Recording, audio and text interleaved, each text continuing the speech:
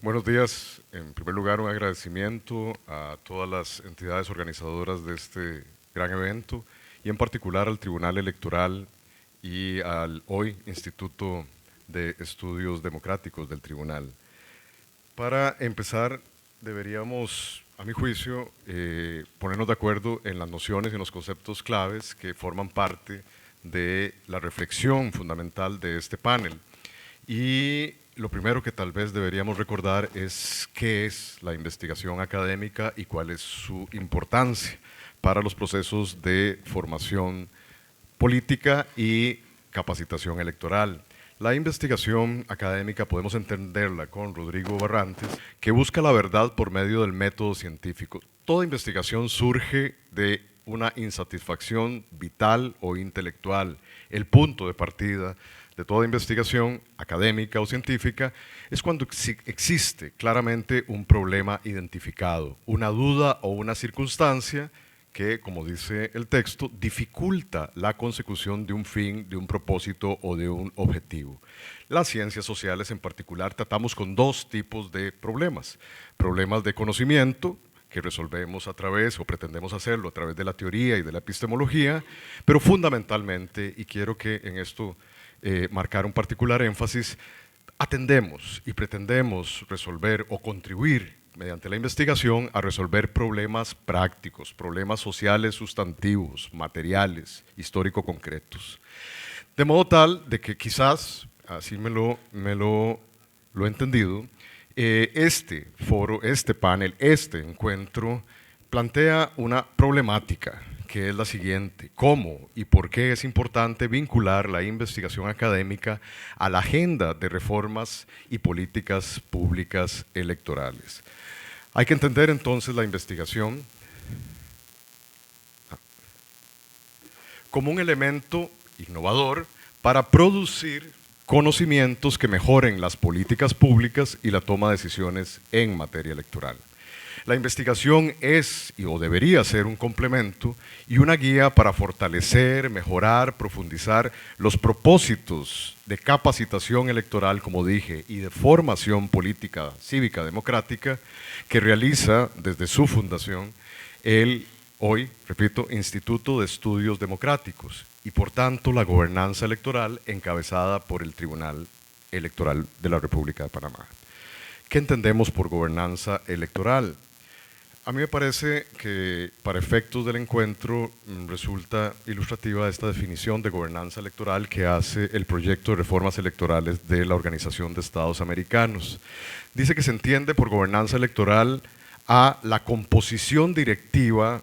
Cuando hablamos y analizamos la gobernanza electoral, se debe conocer no solamente el proceso directivo del órgano electoral, entendido como sus fines, normas, actividades, actores, instrumentos, equipos, resultados, en fin, sino que también, y ahí marco también un énfasis importante, me parece a mí, también debe identificar su validez, entiéndase, la aceptación social, organizativa y su eficacia causal.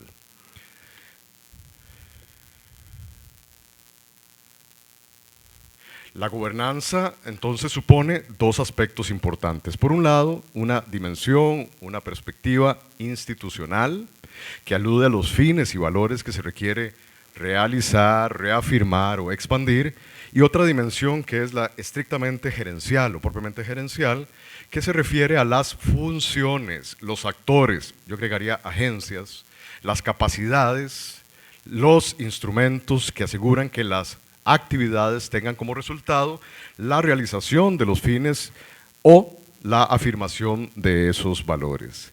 Y aquí, aunque ya el doctor Hugo Picado nos decía ayer en su intervención que hemos transitado de una visión, yo calificaría más conservadora, de la gobernabilidad electoral centrada en la eficacia, hoy estamos hablando de la profundización, el mejoramiento y la calidad de nuestras democracias y por lo tanto el concepto central a la búsqueda de esos objetivos debería no desatender la gobernabilidad, pero sí concentrarse en la gobernanza como entendida fundamentalmente a partir de la inclusión, participación y por tanto la aceptación de las ciudadanías en la gestión electoral.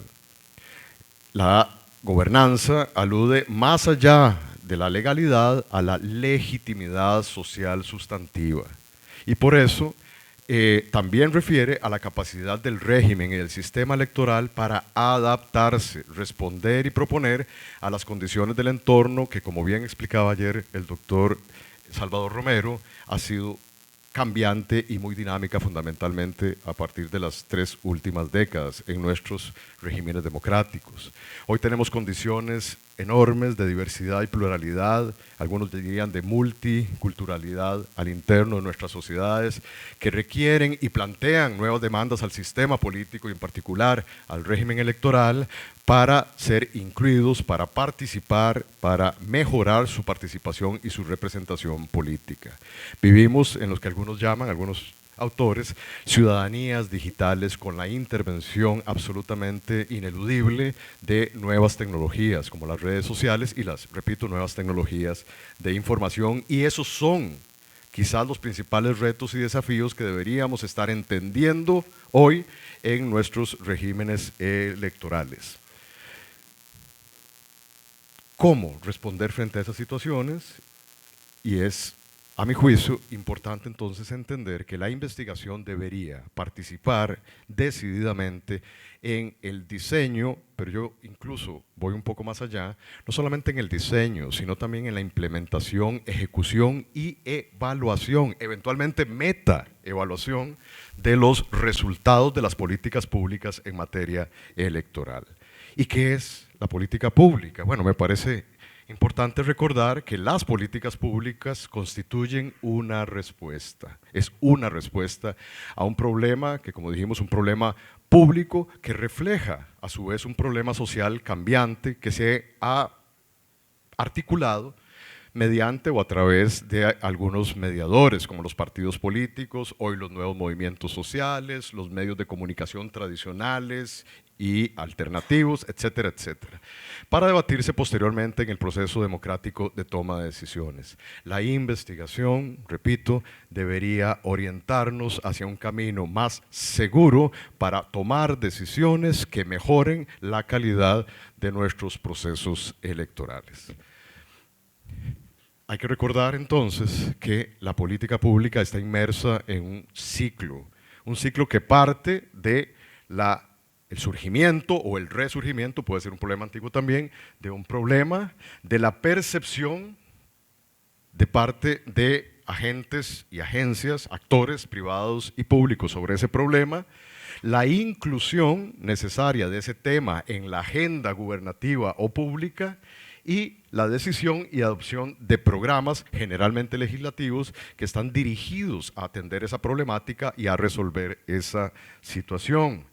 Y por supuesto, repito, no podemos dejar de lado que también, a mi juicio, los organismos electorales y finalmente todas las redes de actores vinculadas a el sistema y al régimen electoral deberían también considerar siempre la evaluación de los resultados de la implementación de una política pública dirigida a atender un problema de esa naturaleza. Los elementos claves, por lo tanto, y sintetizando, son los actores, las agencias y las redes políticas, o las redes de actores también, y las redes de políticas públicas, en primer lugar, los recursos necesarios que tienen esos actores y esas agencias para atender y dar respuesta a esa problemática. Es fundamental tener claridad mediante la investigación académica de los contenidos de esa política y de esa respuesta público-política, y las reglas institucionales generales y específicas en las que se enmarca esa dinámica de formulación e implementación de política pública. ¿Cómo, finalmente, entonces, aporta la investigación académica en este proceso? Ya vimos distintas maneras en que podría hacerse, pero me parece que frente al problema público, la investigación académica aporta en la identificación y caracterización precisa del problema sobre el cual debe actuarse, generalmente Hay muchísimas perspectivas, enfoques e incluso definiciones del problema en sí. Y la investigación académica debería orientar hacia la precisión de ese aspecto. También la investigación académica es fundamental no solo para plantear el problema, sino, como dijimos desde el principio, presentar alternativas que permitan desde abordajes interdisciplinarios identificar las mejores alternativas posibles para la toma de decisiones. Y finalmente, en el sentido de la decisión, presenta posibles escenarios para tener una mejor decisión para atender el problema público. Hay muchas maneras de tomar decisiones, pero creemos, finalmente es un acto de fe, que la investigación académica permite al menos controlar la posibilidad del error.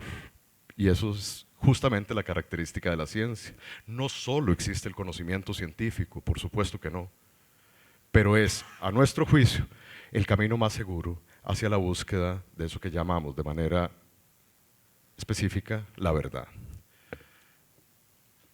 Y por eso, y con esto voy concluyendo, a mi juicio, el Instituto de Estudios Democráticos del Tribunal Electoral debe investigar, no solamente para conocer, sino fundamentalmente para adaptar a partir de eventos como este y de los intercambios con otros países y otras experiencias, esas experiencias y paradigmas que han resultado relativamente exitosos o no en otras realidades, hacerlo mediante el método comparado y adaptarlo al contexto específico panameño, lo que llamaríamos en estas latitudes la tropicalización de las buenas y malas experiencias para generar elementos de juicio suficientes que atiendan el problema particular en un espacio temporal y geográfico específico como es el panameño. Porque resulta que la investigación académica ofrece esos elementos de juicio de manera constatativa y contraste. Pero no es una receta. Nos advierte también la OEA que no existe un único modelo ideal que pueda ser usado en todos los sistemas políticos para atender los problemas de la gobernanza electoral, pues cada país latinoamericano ha de tomar en cuenta diversos factores como el nivel de confianza en los actores y agencias políticas, en el modo en que se realizan las elecciones, por ejemplo, el nivel de capital político, algunos llamarían también capital social de la ciudadanía y de nuestros países, o las experiencias previas de las instituciones en el diseño de gestión electoral en el que se espera cumplir de la mejor manera los objetivos de organizar de la mejor manera también una elección. A mi juicio, además, esto, en el contexto específico, en el régimen específico electoral panameño, hay que verlo como una oportunidad y una fortaleza. Panamá, a mi juicio, tiene un aspecto singular y, repito, a mi parecer, ojalá pudiera replicarse en otros países de la región. Y es la singularidad que desde hace ya varios años adoptó este país para que cada 5 años después de un proceso electoral se inicie por y bajo la coordinación del Tribunal Electoral un proceso ampliado de reflexión para la formulación de eventuales reformas políticas. Y eso pocos países en el mundo realmente lo tienen. Y me parece que entonces, a partir de la experiencia comparada y quizás a partir también de las malas experiencias que hemos tenido en otros países, esto debería constituirse en una verdadera oportunidad de mejora. Las políticas públicas formuladas a través de la investigación académica, y con esto concluyo, no nos ofrecen ningún camino seguro para resolver todos los problemas de nuestras democracias contemporáneas. En realidad, la investigación académica debería enfocarse en aquella reflexión que nos recordaba Karl Popper a mediados del siglo pasado. La investigación académica y las ciencias o las ciencias no nos pueden asegurar que lleguen buenos gobernantes a nuestras democracias. Y por lo tanto, la investigación académica debería, por lo menos, sustituir la pregunta tradicional de quién debería gobernar por la pregunta operativa y más realista de cómo podemos organizar nuestras instituciones políticas de manera de que aún llegando malos o incompetentes nos causen solo el menor daño posible. Muchísimas gracias y buenos días. A continuación, escucharemos a Carmen Luisa Figueiras, primera directora de la Escuela de Formación Electoral y Estado Civil de la República Dominicana.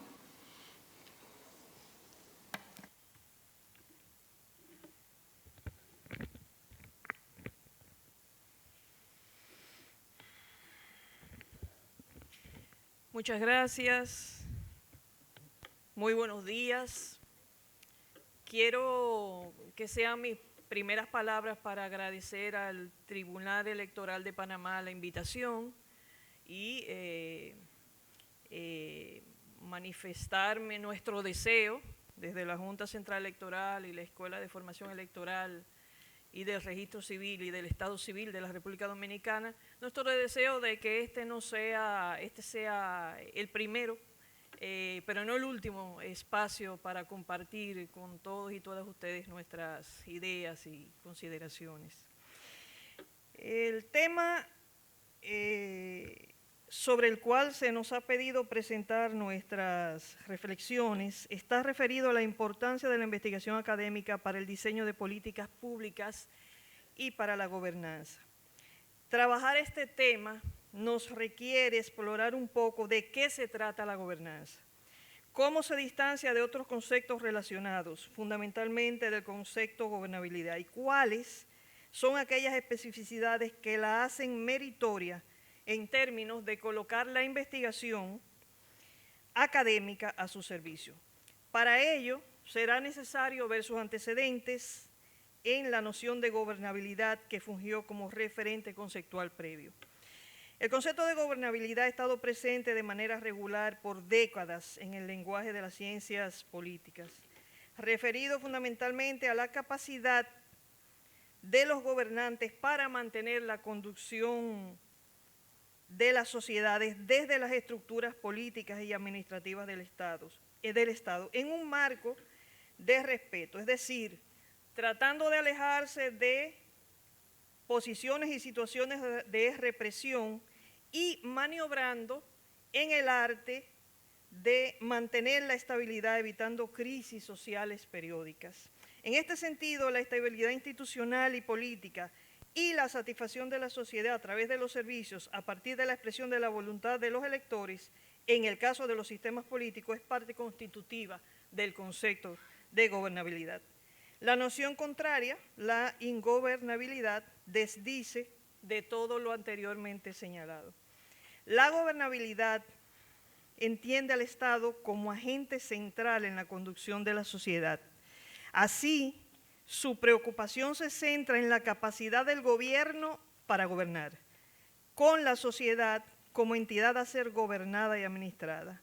Así, desde la perspectiva de la gobernabilidad, tanto el problema como su solución se relacionan fundamentalmente con las capacidades del gobierno y con cierta independencia en relación con la sociedad. La gobernabilidad, por tanto, es la capacidad de un sistema sociopolítico para fortalecerse a sí mismo. Implica una correlación entre necesidades y capacidades a través de las instituciones. Se refiere a la capacidad de respuesta técnica y política que tiene el Estado a las demandas de la sociedad. Por tanto, la premisa de partida es que en la medida que conseguimos mayor nivel de gobernabilidad, tenemos entonces mayor capacidad institucional para satisfacer las necesidades ciudadanas.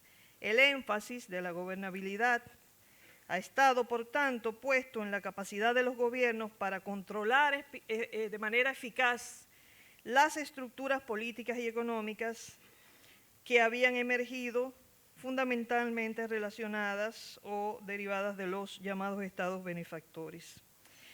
El concepto de gobernanza, por su lado, usado con frecuencia en ocasiones como sinónimo de gobernabilidad, guarda diferencias que, aunque puedan parecer sutiles, son relevantes en términos de enfoque y de posibles énfasis investigativos, que es la materia que nos convoca. Este concepto toma fuerza a partir de los años 90 como nuevo paradigma que intenta explicar las transformaciones del Estado en las últimas 3 décadas. El enfoque de gobernanza responde a cambios sociales como la crisis financiera de la década de los 80, que generó un conjunto de situaciones de carácter social y una percepción de fracaso de los gobiernos para satisfacer las necesidades ciudadanas, complejizando los entramados sociales y forzando nuevas tendencias más capaces de responder a la demanda ciudadana en la gestión pública.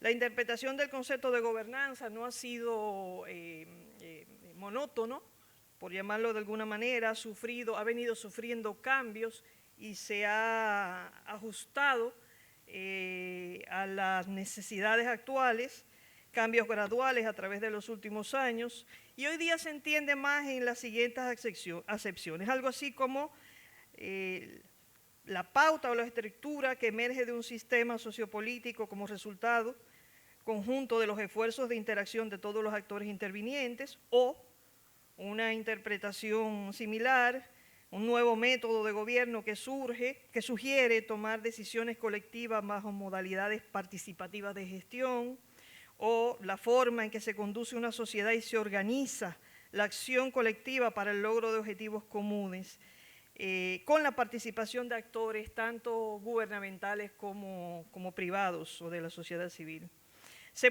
Como se puede observar de estas 3, para tomar un ejemplo, acepciones que he reseñado, en la aceptación actual la gobernanza hace referencia a la descentralización del Estado y al desarrollo social. De ahí que convoque la participación ciudadana para el abordaje de la complejidad creciente de los problemas de las sociedades. Es un concepto que se gesta en el marco de una crítica al Estado protector centralizador y, en consecuencia, entendido como ineficiente. Se busca, entonces, mediante el establecimiento de nuevas reglas y procedimientos, acceder a un Estado más racional, eficiente, más democrático, más participativo.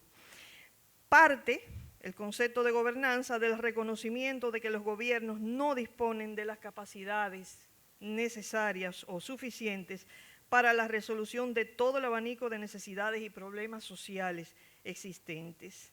Partiendo de la premisa de la pertinencia de poner en manos de la sociedad tareas y funciones que usualmente fueron responsabilidad del Estado, entonces los gobiernos, los estados se abren a la participación de las instituciones de la sociedad civil, evidenciando a través de esta apertura o creando un caldo de cultivo que pone en evidencia el potencial de contribución de la sociedad civil a través de sus capacidades desarrolladas, de sus recursos humanos, de su visión y proyecciones para la resolución de las problemáticas.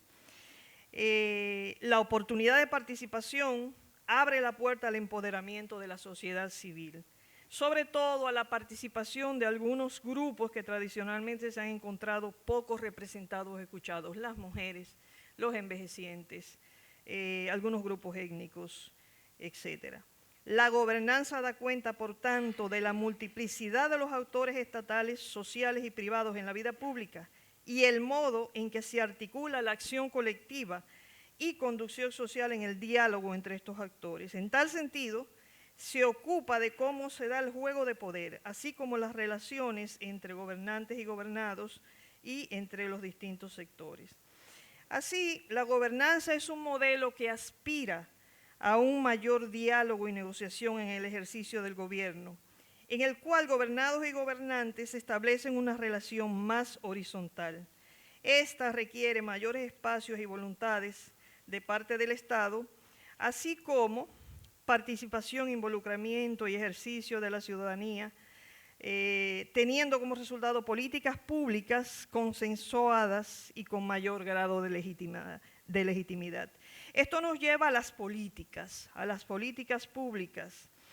De ahí, de la noción de gobernanza anteriormente reseñada y sus orígenes, la referencia al buen gobierno, a las llamadas buenas prácticas, que enfatiza la interdependencia entre los actores gubernamentales y sociales como la condición sin la cual no es posible que haya dirección social.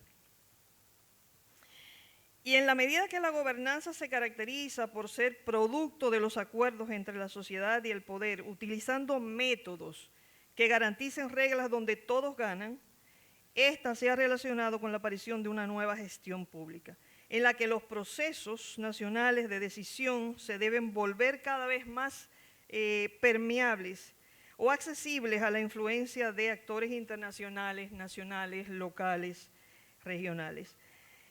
Da cuenta entonces de las diversas modalidades de intermediación de intereses entre actores públicos y privados en la elaboración e implementación de las políticas.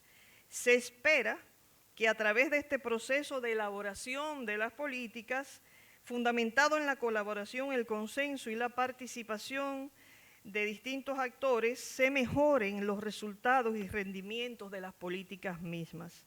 El reto es entonces diseñar e implementar políticas públicas que surjan de las bases del diálogo representativo, producto del acercamiento entre las instituciones de poder y la ciudadanía organizada.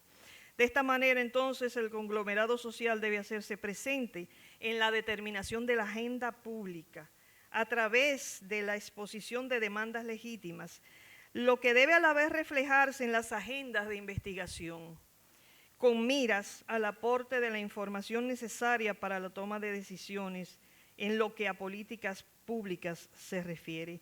Esto es de vital importancia. En la medida en que las sociedades han sufrido importantes transformaciones en las últimas décadas, ligadas al desarrollo de la sociedad de la información y a los cambios sociales, económicos y políticos que complejizan la gobernanza. Esto demanda a nivel estratégico la elaboración de una agenda investigativa que trille caminos en términos de una gestión de políticas públicas sustentables y de servicios públicos pensados en la ciudadanía o para la ciudadanía. Demanda responder a las nuevas tendencias en las políticas y la administración pública a través de una relación más equilibrada entre el conocimiento académico, el ejercicio político de producción de políticas públicas, de manera especial aquellas directamente relacionadas con las que garantizan la gobernanza en el plano electoral. La gobernanza electoral presenta especificidades especialmente delicadas, en tanto se juega la base del sistema democrático, bien sea representativo o participativo. En relación a los grandes temas electorales, el diseño de marcos normativos y la implementación de políticas no pueden partir de una base caracterizada por la incertidumbre cognoscitiva o de información disponible. Así, en los aspectos electorales, la mejora en la calidad de la toma de decisiones debe estar conducida por información objetiva, para lo que los aportes de la investigación científica pareciera imprescindible. En un marco de gobernanza electoral, esto supondría, desde la diversidad de perspectivas e intereses legítimos de los diversos actores involucrados, incluir una trilogía integrada por el conocimiento práctico, los intereses políticos y la información académica en el proceso de toma de decisiones. Un proceso interactivo, continuo entre investigación, gestión pública, por la vía de las políticas y el fortalecimiento de la gobernanza electoral, pareciera ser un camino necesario en aras del fortalecimiento democrático. Desde el ámbito de la investigación, el diseño de políticas públicas puede representar avances estratégicos en términos de participación ciudadana, de gobernanza y de democratización a través de la identificación de problemáticas y obstáculos, información sobre qué los causa y cuáles son sus consecuencias, entre otros aspectos. Las instancias de la sociedad civil y las universidades están llamadas a jugar un rol clave en estos procesos, a hacer un aporte trascendente en este sentido, ampliando y fortaleciendo su compromiso público con un contexto social mediante el quehacer investigativo conceptual, pero también pragmático y puntual en torno a situaciones y aspectos relativos a la gobernanza electoral, generando investigaciones y publicaciones sobre temas electorales que contribuyan con la realización de elecciones libres, con el libre fortalecimiento de los sistemas democráticos, con el fortalecimiento partidario, entre otros aspectos de vital importancia. Especial reto supone esta tarea en el momento actual, en el que, si bien la literatura sugiere que la mitad de la ciudadanía asume la democracia, al menos la ciudadanía latinoamericana asume la democracia como la mejor forma de gobierno, aún sentando las bases de consenso que viabilizan la gobernabilidad democrática, también es cierto que esa misma literatura da cuenta sobre el desencanto ciudadano de la otra mitad con las instituciones políticas y, en consecuencia, con la democracia misma. Ambas, la gobernabilidad como la gobernanza, están en serios aprietos en estos momentos, como consecuencia de un panorama de desencanto de la población con la democracia, el desgaste de los sistemas políticos, el desgaste de las estructuras político-partidarias, la disminución de la participación electoral, los abrumadores cambios sociales, políticos y económicos que enfrentamos. En este sentido, el Latinobarómetro 2018 es suficientemente sugerente al aportar datos e indicadores que reflejan el disgusto ciudadano. El propio informe Latinobarómetro 2018 señala dicho año como, y cito, un año en el que caen todos los indicadores económicos y políticos y sociales, algunos de los cuales alcanzan las cifras más negativas desde el inicio de las mediciones en 1995.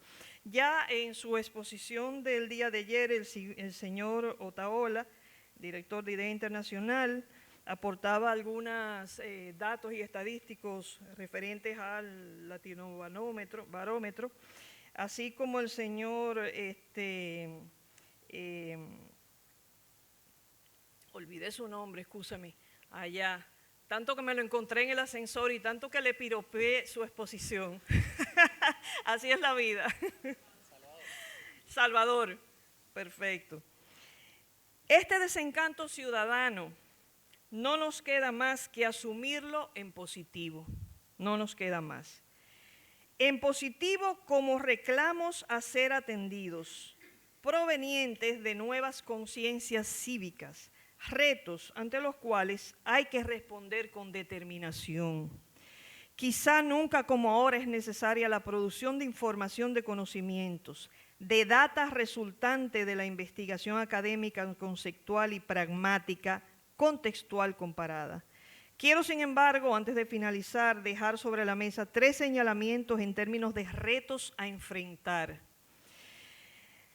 A pesar de que contamos, el primero, a pesar de que contamos con instituciones activas en términos de producción investigativa y literaria sobre temas sociales, políticos, pero sobre temas electorales de manera muy especial, entre ellas instancias como el Centro de Asesoría y Promoción Electoral, CAPEL, del Instituto Interamericano de Derechos Humanos, el mismo PNUD, IDEA Internacional, la Fundación Konrad Adenauer, presentes en el auspicio de este encuentro, así como otras instituciones actualmente existentes que vienen haciendo una contribución invaluable en el área de la investigación y producción teórica. Es necesario reconocer que estamos en un momento de producción teórica e investigativa insuficiente. Insuficiente sobre todo por la rapidez de los cambios y de la profundidad de las problemáticas sociales. Por lo que un primer reto en este incremento sería el incremento de investigaciones en el ámbito de la gobernanza electoral mediante el estímulo político y financiero a los estudios e investigaciones útiles para la toma de decisiones. Un segundo señalamiento es en torno a la dificultad de acceso a financiamiento para investigación y la necesidad de propiciar con otras instancias de cooperación al desarrollo, encuentros de discusión sobre la necesidad de creación de líneas financieras en el ámbito de la investigación o de apoyo al ámbito de la investigación. Un último señalamiento referido al reto justamente de creación de una agenda de consenso para el desarrollo de estudios e investigaciones que apoyen la toma de decisiones de cara al fortalecimiento de la gobernanza electoral, que va necesariamente de la mano de la creación de un espacio de reflexión sobre aspectos electorales también profundamente necesario. En el sentido de estos tres desafíos, quiero terminar saludando la realización de este encuentro, que no podría ser más pertinente en términos de creación de un espacio de incentivo a la investigación y generación de conocimientos en materia electoral, así como de establecimiento de sinergias para la identificación de una agenda temática pertinente en el tema. Muchísimas gracias.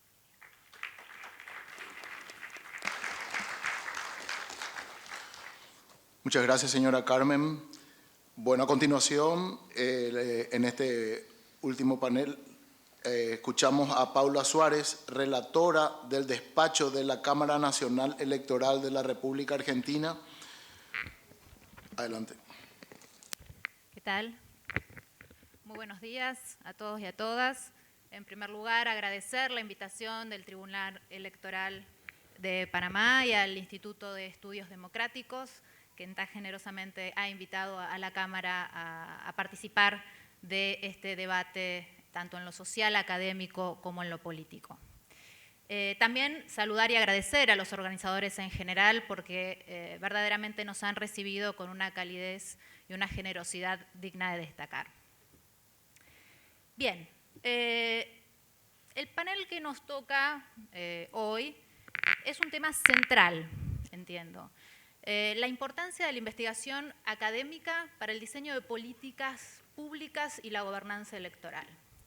Es un tema central no solo por la amplitud que no podemos negar conlleva a este tema, sino por el fin en sí mismo.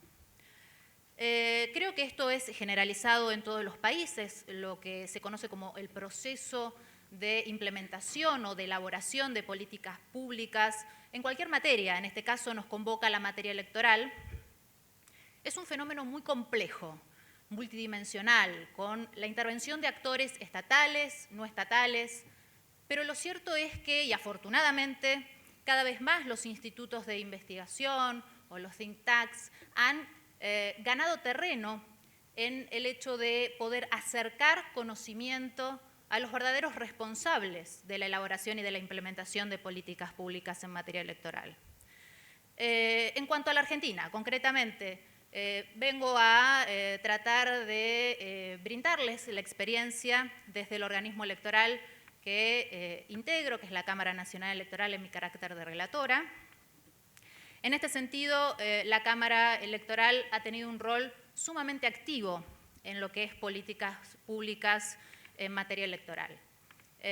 Para no adentrarnos más a lo que es el marco conceptual y teórico del panel que nos convoca, ya lo hicieron de manera excelente mis colegas, vamos a tratar de ver algunos ejemplos prácticos que desde la jurisprudencia del órgano máximo en materia electoral se puede visualizar de manera clara cómo ha ejercido activamente la Cámara a favor de este tipo de políticas públicas, que la sociedad reclama y permanentemente. No voy a dar todos los ejemplos, claramente por una cuestión de tiempo y respeto a mis colegas, pero sí al menos destacar los casos de mayor impacto institucional y también, ¿por qué no, mediático? En primer lugar, la participación de la Cámara en cuanto a lo que es ampliación del derecho de sufragio activo fue muy importante a lo largo de todos estos años. No podemos dejar de mencionar la participación política de la mujer, no quiero ser reiterativa en esto, ya se comentó en el panel de ayer, pero por lo menos demostrarles cómo a través de la jurisprudencia la Cámara ha apoyado de manera incansable el fortalecimiento y la garantía de la igualdad real de oportunidades entre mujeres y varones para el acceso a cargos públicos partidarios. En cuanto específicamente al tema de género, Argentina fue relativamente pionera en el tema de la ley de cupo femenino, que la tenemos a partir de 1991, pero curiosamente, por una cuestión de agenda, podemos poner las excusas que se quiera, pero recién en el 2016 la Argentina se sintió cómoda hablar de paridad de género, y no ya tanto de las cuotas que las veníamos teniendo desde 1991. Tanto a nivel nacional como provincial. Coincidió que, bueno, a finales del 2017, efectivamente y afortunadamente, hemos logrado un avance que era necesario y superador, especialmente desde la ideología de los constituyentes de nuestra Constitución, en plasmar en una ley esta igualdad real de oportunidades entre varones y mujeres. Efectivamente tenemos la ley de paridad. Este año, que la Argentina está en pleno proceso electoral, recién comentábamos también acá con el moderador, el 27 de octubre tenemos las elecciones generales, presidenciales y legislativas, se va a implementar la ley de paridad. Por supuesto que los efectos los veremos con los sucesivos procesos electorales, pero honestamente celebramos este avance en materia de género. No solo desde la jurisprudencia se quiso avanzar en el tema de la elaboración de las listas para las elecciones, sino también, y fue un tema bastante novedoso, de controlar que el cupo se cumpliera en la estructura interna partidaria. Esto que parece casi una obviedad, no lo era. Nunca habíamos recibido un caso jurisprudencial para poder expedirnos al respecto. Recién en el 2016 pudimos exigirle a una agrupación política, necesitábamos un caso jurisprudencial, más allá de que ya en el 2013 por una acordada nos habíamos expedido sobre el tema, pero no en un caso concreto. Y se le exigió que readecuara la estructura interna de la agrupación partidaria para cumplir con la ley de cupo femenino. Así que esto también significó un gran avance y un apoyo desde la Cámara hacia la cuestión de género. Porque muchas veces en estos temas se queda en lo discursivo, ¿sí? Que es políticamente correcto, pero lo ideal es tratar de avanzar en un efectivo cambio transformador, ¿sí? Llevarlo a la práctica.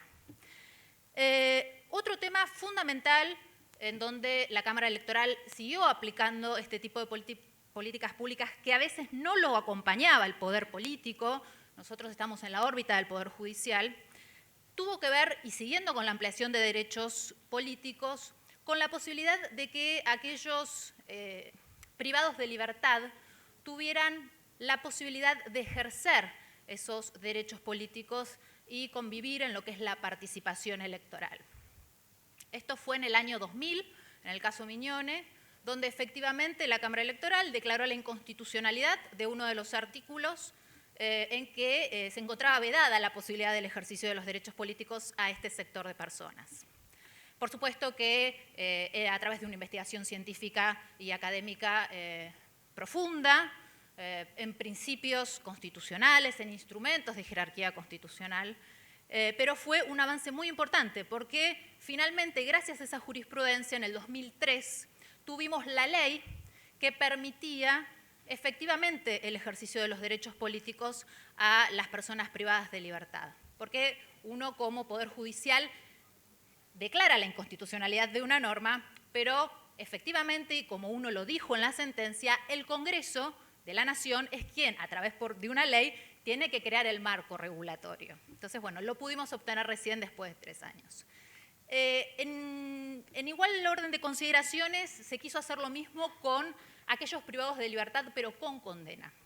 Esto fue en el año 2016, donde se presentó la Procuración Penitenciaria de la Nación y la Asociación de Derechos Civiles, donde justamente planteaban esto, la inconstitucionalidad de que aquellos privados de libertad con condena no puedan ejercer sus derechos políticos. A través de la jurisprudencia de tribunales internacionales, la Cámara ha estudiado el tema, doctrinalmente, jurisprudencialmente, a través de una herramienta fundamental como es el derecho comparado también, decidió nuevamente declarar la inconstitucionalidad de este artículo. Pero aclarando, por supuesto, en función también de lo que ya había pasado con Miñone, que quien tiene que crear nuevamente el marco regulatorio es el Congreso. Después de esa jurisprudencia, que creó una tendencia hacia una política pública determinada, se presentaron muchísimos proyectos de leyes en la Cámara de Diputados para efectivamente dar la posibilidad del ejercicio del derecho político a los condenados. Lo cierto es que hasta el día de hoy no hay ley. Otro tema fundamental, brevemente, porque no me quiero extender en esto, ya se ha hablado antes y va a haber un panel mañana, entiendo, tiene que ver con el tema de redes sociales. Por supuesto que no les voy a decir ninguna novedad, es claro que estamos frente a un nuevo paradigma, ya no estamos más en la sociedad teledirigida que nos hablaba Sartori en su momento, tenemos nuevos desafíos, no solo hablar de redes sociales es hablar de Facebook, de Twitter, de Google, sino que ya el tema se va complejizando cada vez más en cuestiones de ciberseguridad. Todo esto la Cámara Electoral lo ha advertido ya desde el año pasado y ha creado, mirando a México, a Brasil, a Panamá, medidas alternativas para poder paliar este tipo de situaciones y desafíos que se nos venían dando, ya teniendo un proceso electoral al año siguiente. Efectivamente, la Cámara Electoral, a través de conferencias, seminarios, incluso uno de los últimos talleres que se hizo en la Cámara, tuvimos el placer de recibir al magistrado Alfredo Juncá, que brindó un taller sobre la democracia en la era digital excelente. Así que nos hemos nutrido de las experiencias de los países, de la investigación académica, y de esta manera surgió poder redactar una acordada, la acordada 66 del año 2018, donde básicamente se tratan 3 temas fundamentales. En primer lugar, la elaboración de un registro de cuentas oficiales, tanto de las agrupaciones como de los candidatos.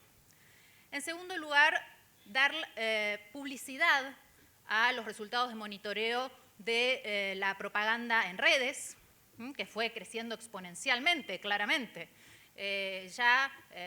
Las campañas están abandonando de a poco los métodos tradicionales y afrontando el desafío de la era digital. Esto tampoco es novedad para nadie. Y el último tema, que es fundamental, es brindarle a la ciudadanía herramientas a través de la educación, de una campaña de educación que se promueve desde la Cámara Electoral para que la propia ciudadanía pueda detectar si la veracidad o no de una información, crear herramientas para ver si vienen de bots, trolls, de qué es una fake news, porque en definitiva son ellos los que van a tener que poder tomar esa elección sincera e informada frente al proceso electoral. Así que esos 3 ítems fueron muy importantes en el texto de la acordada. Otra vez, la Cámara toma medidas alternativas frente, podríamos decir, y entre comillas, a la inacción del poder político. De esa manera hemos firmado convenios con todas las empresas digitales, hemos firmado un acta de compromiso ético digital, así que es un tema en el que se está avanzando. No quiero adentrarme más que esto, simplemente mostrarles cómo frente a una medida que toma un tribunal electoral o un organismo electoral, el poder a veces no se escucha, el poder político. Bien, otro tema novedosos también para nosotros en este proceso electoral, tema de debate presidencial obligatorio. En el año 2016 se crea por ley que debe de existir el debate obligatorio entre los candidatos presidenciales. Ponen como autoridad de aplicación a la Cámara Nacional Electoral. Así que es otro nuevo desafío para nosotros implementar determinadas políticas. Por suerte, y linkeando con lo que es la importancia de la investigación académica, incluso la Cámara ha formado lo que se conoce como un consejo asesor con personalidades que provienen todas del ámbito académico y de una manera absolutamente pluralista, para obtener el mayor rédito de esto, es decir, cuál va a ser el modelo de debate, cuáles van a ser las temáticas, los moderadores, así que también se está enfrentando la Argentina a este nuevo desafío y que se aplicará. Ahora, en poco vamos a tener el primer debate el 13 de octubre, un segundo debate el 20 de octubre, y si hubiera alguna segunda vuelta, el día 17 de noviembre. Bien, para finalizar con los ejemplos prácticos y no entretenerlos más, también ha tomado un rol muy importante lo que se conoce como las sentencias exhortativas. Son aquellas sentencias atípicas, como diría nuestra Corte Suprema, en donde, si bien el órgano judicial no puede concretamente otorgar una solución o una reparación que se pide en el ámbito de su tribunal, por ser una función de los poderes políticos, lo que hace de todas maneras el organismo electoral es expedir una sentencia y exhortar al poder político a que repare lo que se está demandando. Tenemos varias sentencias exhortativas de esa calidad en la Cámara. Una de las más recientes tiene que ver con el tema de la base de representación de diputados. Ustedes saben que la cantidad de diputados que nosotros tenemos entra en íntima conexión con la cantidad de habitantes en cada distrito. Y esto constitucionalmente tiene que hacerse un censo poblacional cada 10 años. La última vez que se actualizó la base de representación de la Cámara de Diputados fue por el censo de 1980. Entonces, claramente esto produjo un alto impacto mediático. Hay distritos que se encuentran afectados a través de la sobrerepresentación o subrepresentación, y esto llegó a los estrados judiciales. En este sentido, se necesita una ley para que el Congreso pueda actualizar la base de representación. De todas maneras, la Cámara, con todo un desarrollo y basándose en la doctrina constitucional principalmente, y en todo lo que es el plano de investigación, exhorta al Poder Legislativo para que actualice esa base de representación. Así que ese también fue un tema bastante novedoso. Consideraciones finales. No voy a entrar en el detalle, pero sí decir que es fundamental que desde los organismos electorales y con la ayuda de la investigación académica científica se creen más y mejores políticas públicas. En esto creo que la Cámara Electoral ha tenido un rol sumamente activo, creo que lo hemos demostrado con algunos de los ejemplos, pero en síntesis, para que las políticas públicas no se queden en el mero discurso y sean realmente efectivas, exitosas, personalmente creo que lo que se debe dar es un diálogo intra-órgano electoral, esto es, dentro del órgano electoral, tiene que haber una comunicación fluida, una permanente actualización con las unidades. En nuestro caso, con las unidades de jurisprudencia, con la unidad de biblioteca y con la unidad de la Escuela de Capacitación y Educación Electoral, con la que cuenta la Cámara. Y que estas unidades estén integradas, como lo estamos logrando, con profesionales que vengan de diferentes ramas, no solo abogados, politólogos y de otras profesiones, que hagan una visión integral y fundamentalmente interdisciplinaria de esto, para poder afrontar estas políticas de la mejor manera posible. Es importante el contexto, lo que se conoce como la tipificación cultural de un pueblo, es decir, no se puede desconocer o traer y aplicar, hacer un trasplante de política pública de un país a otro, porque por ahí no funciona. Entonces, este análisis hay que hacerlo. En primer lugar. Segundo lugar, un diálogo o una comunicación interórganos electorales, es decir, efectivamente lo que estamos haciendo ahora, comunicarnos entre los órganos electorales, compartir experiencias concretas, casos concretos, para ver si nos sirve, si no nos sirve, qué política pública se aplicó en este país, cuál otra. Así que eso me parece fundamental, por eso también celebro este tipo de encuentros. Y por último, una comunicación extra órgano electoral, es decir, no solo escucharnos entre nosotros, es necesario la intervención de los institutos de investigación, de las universidades y, por supuesto, de las sociedades que provienen de las organizaciones que provienen de la sociedad civil.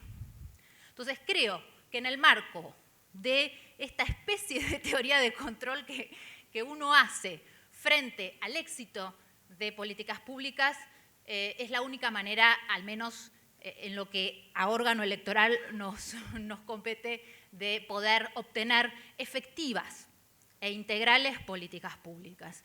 Y nosotros, en principio, y mientras los poderes políticos hacen o no hacen, tratamos desde nuestro lugar, desde la justicia electoral, seguir fortaleciendo con medidas, con acordadas, con resoluciones, lo que es la calidad democrática, ¿sí? Para que efectivamente la ciudadanía tenga a los representantes del pueblo soberano y no a los representantes soberanos del pueblo, que ya lo advertía en su momento Georges Berliat. Muchas gracias.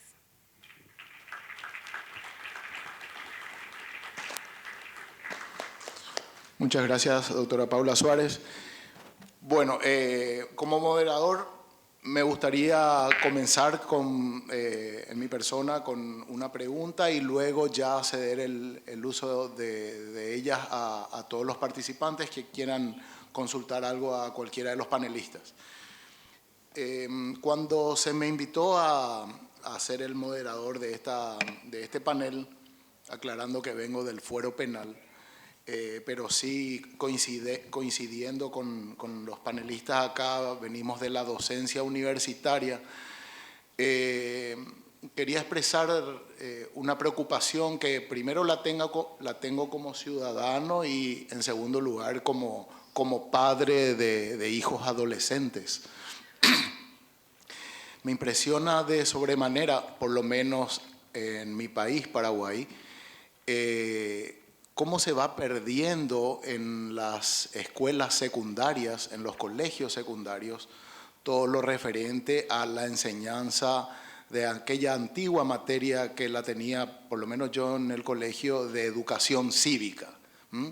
Esa materia donde se nos enseñaba qué son los derechos, cuáles son las garantías constitucionales, un breve y somero repaso de lo que es la Constitución Nacional, el derecho a elegir, el derecho a ser elegido, aspectos fundamentales que hacen a la formación del futuro universitario y que en la enseñanza secundaria podríamos comenzar con lo que son los centros de estudiantes en los colegios.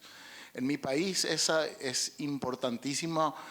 Y preguntándole yo a mis hijos y a jóvenes de su edad, cómo se va perdiendo esa actividad de los centros de estudiantes en los colegios a partir de que si no te gusta el colegio te mudas a otro, etc. Y eso significa un retroceso en nuestros jóvenes y en el quehacer del pensamiento cívico que luego se traslada a la universidad y bueno, ahí quizás empiezan a visualizar. Pero creo importante que estas escuelas electorales, estos analistas de cuestiones electorales, quizás tengan una visión de cómo podemos trabajar desde los colegios a despertar ese sentido cívico, a esos primeros conocimientos en materia de qué es la Constitución Nacional, qué es una elección, qué es la democracia, qué es la dictadura, etcétera, para luego encarar una vida ciudadana con un mayor aplomo, etcétera. Entonces,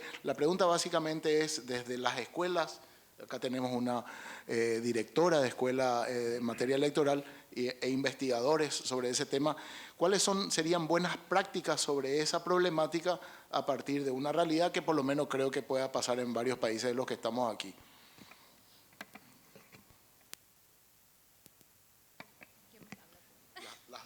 Las damas primero. Bueno, magistrado, comparto su preocupación. En la Argentina sucede algo similar.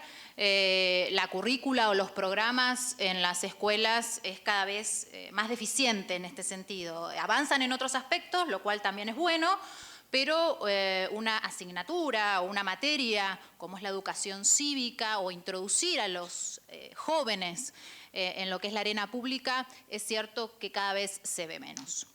Parece que nos olvidamos que hay una Convención sobre los Derechos del Niño y que para nosotros es un instrumento de jerarquía constitucional, ya que fue incorporado con la reforma constitucional de 1994, que aprovecho, estamos en este año cumpliendo los 25 años desde la última reforma. En cuanto a este instrumento, permanentemente lo que intenta es promover el involucramiento de los niños, niñas, jóvenes o adolescentes en la materia político-social, si se quiere. Y para esto es fundamental no solo darles un espacio de reflexión, sino un espacio de expresión. Me parece que es la única manera de que ellos puedan sentirse actores protagonistas del proceso electoral del Estado en el que están viviendo. Así que eso me parece fundamental. En Argentina principalmente tuvo mayor preocupación este tema en el año 2012, cuando efectivamente se sancionó la ley que se conoce comúnmente como la Ley de Voto Joven. Por esa ley, los jóvenes de entre 16 y 18 años ejercen, mejor dicho, se les daba la posibilidad del ejercicio de los derechos políticos y de participar en los procesos electorales. Entonces se comenzó a pensar, bueno, perfecto, tenemos la ley, tenemos el marco regulatorio, pero ¿qué herramientas le estamos dando para que puedan efectivamente realizar una elección consciente, informada y con libertad de acción? Ahí la Cámara empezó a pensar y pidió la colaboración del Gobierno de la Ciudad Autónoma de Buenos Aires y de la Facultad de Derecho de la Universidad de Buenos Aires y creó un programa que se implementó por primera vez en el año 2013, en las elecciones del 2013, que se llama Mi Voto, Mi Elección. ¿En qué consistía ese programa? En ir a capacitar a las escuelas, a los jóvenes, sobre las herramientas que deberían tener para emitir su primer voto. Y esto, afortunadamente, fue un programa muy exitoso. En el año 2013 participaron 65 profesores de la universidad, hicieron más de 800 capacitaciones, y no solo se iba a las escuelas privadas, iba a las escuelas públicas, a los establecimientos con jóvenes con necesidades especiales. Así que esa es una preocupación compartida, absolutamente, y fue muy importante en esto el rol de la Escuela de Capacitación y Educación Electoral de la Cámara, que ha creado todos los manuales de capacitación, los programas, los diseños, para que podamos efectivamente promover los valores democráticos esenciales de todo Estado de Derecho.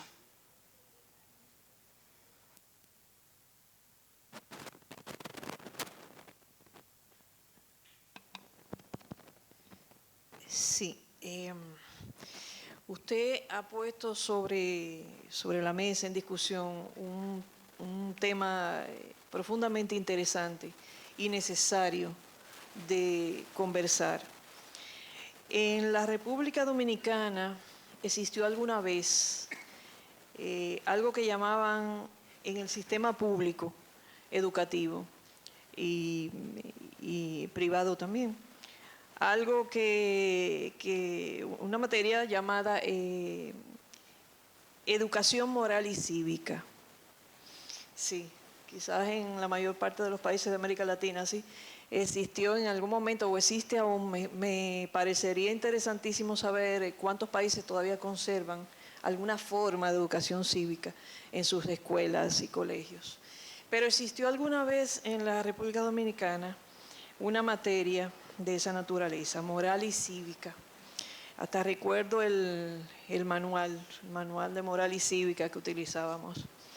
Desde un punto de vista adulto y crítico, probablemente no estaría hoy de acuerdo con los contenidos de ese documento, sobre todo por los componentes relativos a lo moral en la enseñanza, en el entendido de que lo moral hace referencia al uso y las costumbres sociales, y estas no siempre son bien avenidas con el bien común. Quizás ese documento debió llamarse y su contenido debió ser más bien sobre ética y cívica, en el entendido de que la ética hace referencia justamente al bien común, no a la moral. Pero bueno, dejando esta discusión de lado, lo importante es que no sé en qué año, no recuerdo ya a partir de qué año se tomó la nefasta decisión de eliminar la educación cívica del sistema educativo nacional en la República Dominicana. De manera que hoy día no tenemos una materia como esta. Y ciertamente es tan, pero tan necesaria. En la medida en que nadie enseña a los niños, adolescentes y jóvenes, al menos de nuestro país, nociones básicas y elementales para la convivencia ciudadana, como por ejemplo, ¿qué es la democracia? ¿cuál es su importancia? ¿Cuáles son los otros sistemas políticos y de gobernanza existentes? ¿Por qué? ¿Cuáles son las ventajas y desventajas de cada uno de ellos? ¿Qué es la ciudadanía? ¿Por qué es importante? ¿Cuáles son las responsabilidades que tienen ellos y ellas como ciudadanos y ciudadanas y los deberes también? Es decir, una serie de enseñanzas que es necesario que un niño, una niña, un joven, un adolescente accedan desde pequeños, de manera que los conforme como ciudadanos y ciudadanas, haciendo más potable la convivencia cotidiana. Eso no lo tenemos y es altamente necesario. Quizás yo no le tenga muchas respuestas sobre qué hacer ahora. Tendría que sentarme a pensarlo porque el rollo es grande. Pero sí decirle que, por ejemplo, desde la Escuela de Formación Electoral y del Estado Civil de la Junta Central Electoral, trabajamos con varios sectores, con aquellos sectores que son de manera lógica y de forma casi natural avenidos con las temáticas que trabajamos desde la Junta Central Electoral. Pero también priorizamos algunos sectores que consideramos especialmente vulnerables, como en términos de derechos, de negación o reconocimiento de derechos, de acceso a derechos, como las mujeres, como la población discapacitada, como la población presidiaria. Y una de las poblaciones que yo he tenido en meta como un público objetivo son los niños y adolescentes de las escuelas, es decir, el sistema educativo, por lo menos el sistema educativo oficial, como meta.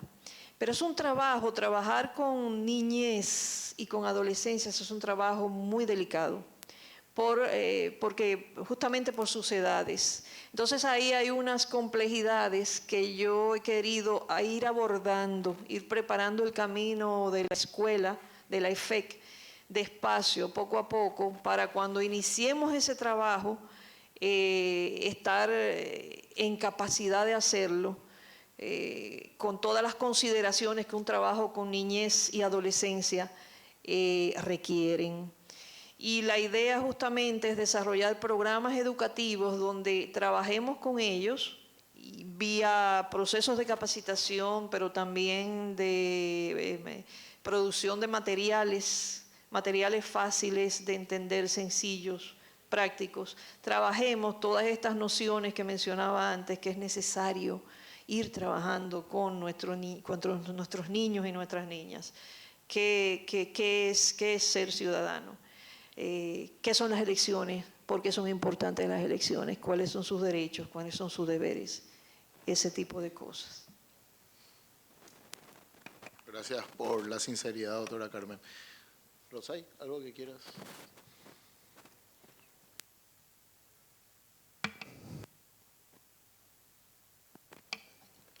Gracias.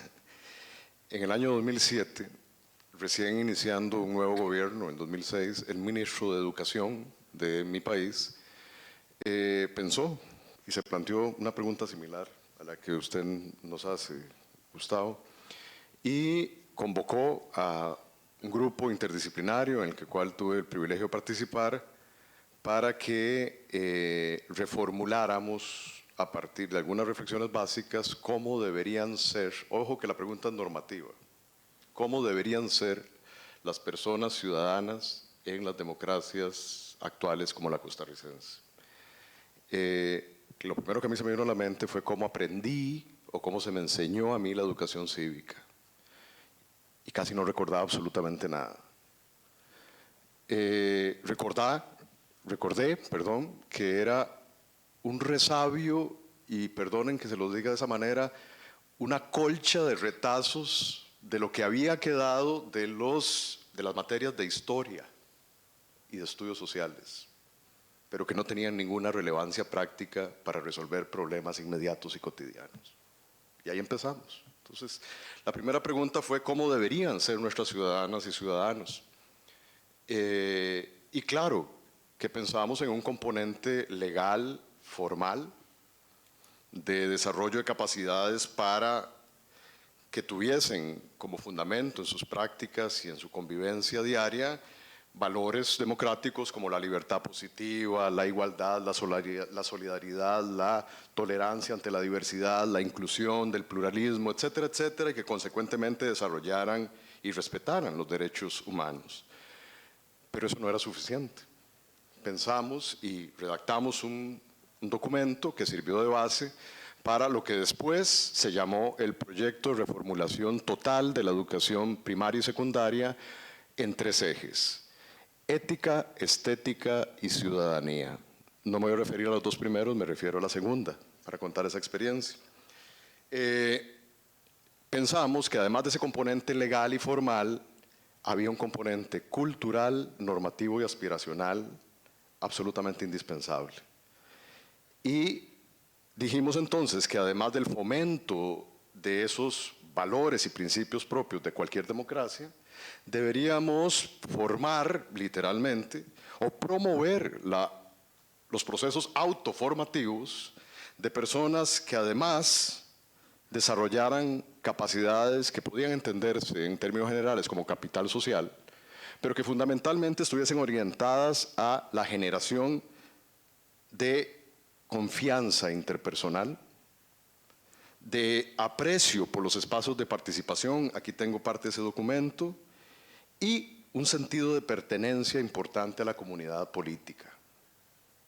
Y por supuesto que reconozca y valore la política como una actividad necesaria, absolutamente indispensable para la vida colectiva. Se trataba en general y en síntesis de generar procesos formativos y autoformativos que produjeran personas ciudadanas integradas al sistema político, pero críticos también frente a él. Y así empezamos nuestra reformulación de los programas de educación cívica. Tengo que contarles un triste final. Ustedes se imaginan, se los propongo como pregunta, ¿quiénes fueron los principales opositores a esa iniciativa de reforma estructural de los programas de cívica? No son los políticos. Tampoco, correcto. Los principales opositores eran las personas que durante 50 años estaban habituadas a dar la educación cívica como ellos la habían mal aprendido. Y consecuentemente veían como una amenaza cualquier reformulación a ese cómodo estatus y a sus privilegios. Eso es lamentable, porque significa que quienes tienen la responsabilidad de facilitar los procesos de conocimiento y construcción de saberes muchas veces se constituyen en los principales obstáculos para aspiraciones y formación de ciudadanos que afronten los retos y las responsabilidades de las democracias contemporáneas. No podemos pensar en construir sociedades democráticas sólidas, sustentables y sostenibles en el largo plazo. No lo podemos hacer si no solo la educación formal, sino desde nuestros procesos formativos en nuestros hogares, pensamos de manera autoritaria. Es imposible hablar de democracia en nuestras sociedades si no somos demócratas en nuestra cotidianeidad, desde la familia, desde las asociaciones de desarrollo comunal, desde las escuelas. No podemos pensar en formar ciudadanas y ciudadanos democráticos para las sociedades contemporáneas si seguimos dando clases como las recibimos nosotros, si seguimos dando clases desde una visión jerárquica, autoritaria. Por eso la preocupación de Leopoldo Sea sigue siendo válida, el filósofo mexicano, hasta la fecha. No podemos pensar en construir sociedades democráticas yuxtaponiendo diseños institucionales muy sofisticados sobre asideros de cultura política autoritaria. El problema de nuestras democracias, a mi juicio, es su irrelevancia. La gente y las personas ciudadanas siguen considerando que hoy la democracia es sustituible porque no está resolviendo los problemas cotidianos de su vida. Ahí lo dejo como reflexión. Gracias, Rosay. Bueno, iniciamos las preguntas. Doctor, España. Muchas gracias y felicidades a las y los panelistas. Quiero reconducir un poquito la discusión al tema investigación. Rotzai ha planteado muy bien el tema de problema, público, alternativas, decisión. Y eso es una agenda loable. Pero hay una cuestión que creo que es muy básica y que no debería costar tanto trabajo, tanto esfuerzo, y que además aquí, precisamente en esta jornada, pues hay colegas que dirigen, que presiden o que forman parte de institutos electorales que se dedican o que tienen una parte para la investigación, también la formación, la educación, etc. Y me refiero a algo tan simple como es la generación de bases de datos. Es decir, cualquiera de las instituciones, incluso, yo que sé, el instituto más potente que está aquí hoy entre nosotros es el INE, ¿no? Potente en términos presupuestarios, de capacidades y demás, ¿no? Pero hay otros institutos que son muy pequeñitos, ¿no? Tanto pues, el de aquí mismo o el de Costa Rica, y que no pueden investigar todo, pero sí que pueden tener bases de datos que estén a disposición de la comunidad científica, de todo el mundo, para que cuando quieran trabajar sobre Costa Rica como caso de estudio o en política comparada como un caso más, tengan a disposición. ¿A qué me estoy refiriendo? Bueno, a los datos que se generan durante la campaña electoral, desde los y las candidatas a las encuestas electorales que se producen, los debates electorales, si están en televisión y se pueden grabar y demás, están grabados, están a disposición de cualquier canal, a los datos generados por el propio proceso electoral el día electoral, es decir, los resultados, ¿no? E incluso algo tan obvio que conocemos bien como son la producción de índices, ¿no?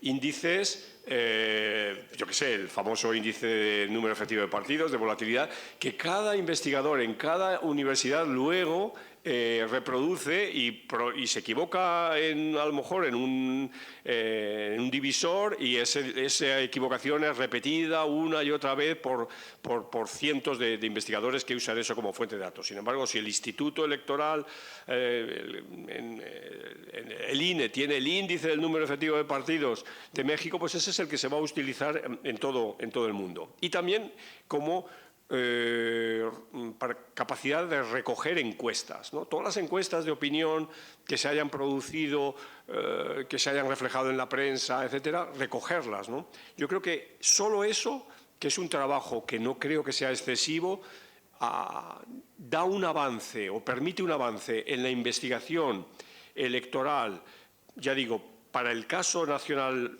en concreto o en perspectiva comparada, inmensa, ¿no? Entonces yo animo a que, digamos, una de las conclusiones de este encuentro sea esta, ¿no? La toma de conciencia de generar bases de datos y que estos datos, que estas bases estén a disposición de todo el mundo. Gracias.